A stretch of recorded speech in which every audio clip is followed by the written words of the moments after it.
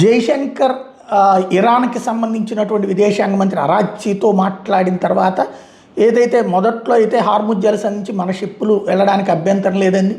తర్వాత మొన్న మన షిప్పులు 4 మీద కాల్పులు జరపడం, ఒక షిప్పుని స్వాధీనం చేసుకుని అరాచకం చేసినటువంటి పరిస్థితి. IRGC Islamic revolutionary guard corps వాళ్ళ మీద ప్రభుత్వ పెత్తనం లేకపోవడం లేదా గ్రూపుల మధ్య సమన్వయం లేదా ఏంటా అన్నటువంటి చర్చ భారత్ సీరియస్గా రైజ్ చేయటం, అభ్యంతరం వ్యక్తం చేయడం, రాయబారిని పిలిచి ప్రశ్నించడం జరిగిపోయింది. ఇప్పుడు హార్ముజ్ ఆంక్షలతో భారతీయ నౌకలకు ఎట్లాంటి ఇబ్బంది కలిగించబోవంటూ ఇరాన్ మరోసారి ప్రకటించింది. భారత నౌకలు సేఫ్గా జలసంధి దాటచ్చంటూ ఇరాన్ రాయబారి ఫతాలి చెప్పుకొచ్చారు. భారత్ గతంలో భారీగా వెచ్చించిన చాబహార్ పోర్టు ప్రాజెక్ట్ ఏదో ఆగిపోయింది అన్నటువంటి ప్రచార నేపథ్యంలో అది కూడా ఆగిపోలేదని చెప్పారు. అమెరికా ఆంక్షలు ఉన్నా కూడా ఆ ప్రాజెక్ట్ నిర్మాణం స్థిరంగానే కొనసాగుతోందని చెప్పుకొచ్చారు.